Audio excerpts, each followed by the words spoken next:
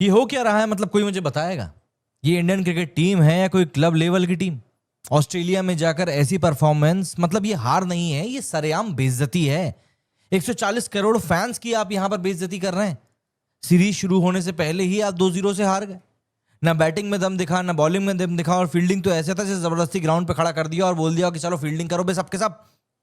किसने कहा था ऑस्ट्रेलिया जाकर खेलने को, जब परफॉर्मेंस ऐसी देनी थी, जब मनी नहीं था खेलने का?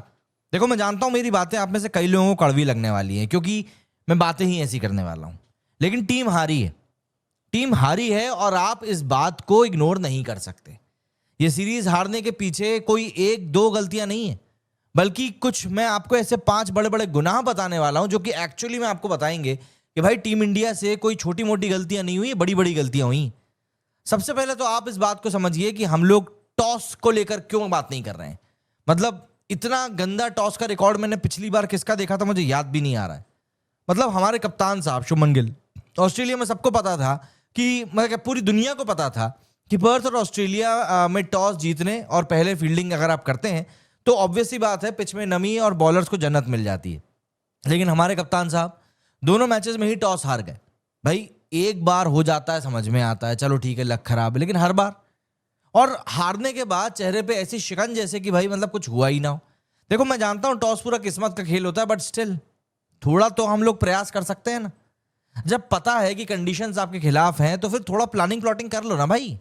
पहले बैटिंग करते हुए कितना स्कोर बनाना है। पर्थ में बारिश लगातार हो रही है, बार बार मैच रुक रहा है। एडिलेड में पिच गीली थी, लेकिन हमारे बैट्समैन ऐसे खेल रहे थे जैसे आराम से 350 रन बन जाएंगे। टॉस हारना गलती कहीं से कहीं तक नहीं है, लेकिन टॉस हारने के बाद सिचुएशन को उस तरीके से हैंडल ना करना मुझे लगता है सबसे बड़ी गलती है, एंड ये सबसे बड़ा गुनाह भी है। इसके अलावा हमारी टीम के जो टॉप 3 हैं, देखिए बहुत बड़े क्रिकेटर्स हैं वो सब, हम सब जानते हैं, लेकिन अगर आप टीम में खेल रहे हो तो आपको उस तरीके से कंट्रीब्यूट तो करना पड़ेगा ना। देखो, ओडीआई क्रिकेट का एक सिंपल सा नियम है, आपके टॉप 3 रन बनाएंगे तो टीम जीतेगी। लेकिन हमारे टॉप 3, ये तो ऐसा लगता है कि छुट्टी मनाने के लिए गए। शुभमन गिल साहब कप्तान है, जिम्मेदारी नहीं मिली है, 10 और 9 रन बनाए इन्होंने 2 मैचेस में। वाह, ऐसी कैप्टन नॉक देखकर तो भाई दुश्मन को भी शर्म आ जाए। विराट कोहली, ऑब्वियस सी बात है किंग कोहली है, लेकिन फिलहाल समझ में नहीं आ रहा कि उनके अंदर का किंग कहां चला गया है। दोनों मैचेस में डबल अंडा, 0 पर आउट हो गए। मतलब ऐसा लग रहा है पेट्रोल पंप पे बोल रहे हो सर 0 चेक कर लो सर, 0।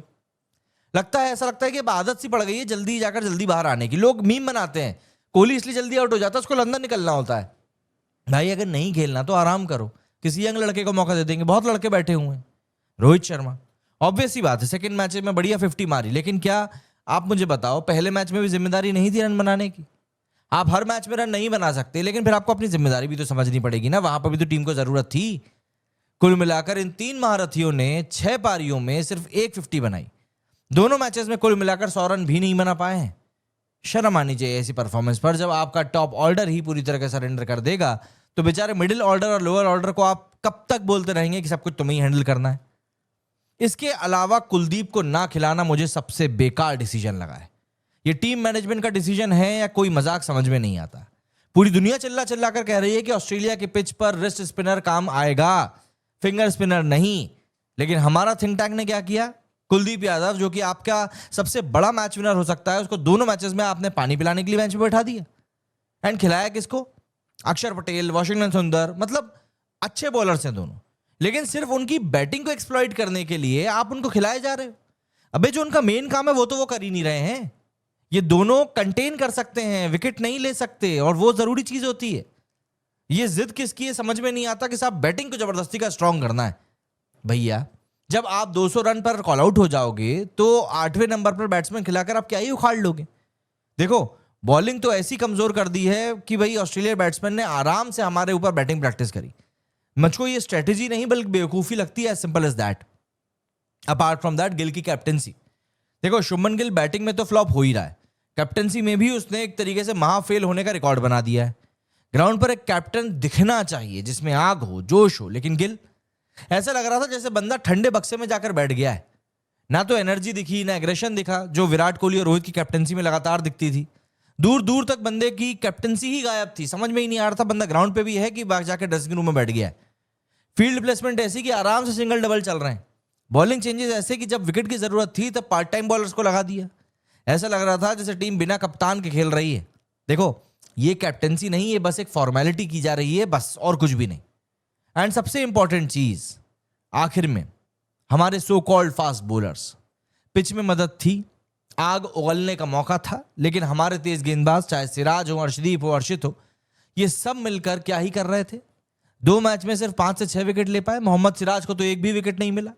एंड दूसरी तरफ ऑस्ट्रेलिया के बॉलर्स को देखो, उनके फास्ट बॉलर्स ने आग लगा के रखी है, 11 विकेट निकाल लिए हैं, लेकिन हमारे बॉलर्स की लाइन और लेंथ पूरी तरीके से बिगड़ी हुई है, जैसे नेट प्रैक्टिस में बॉलिंग कर रहे हो।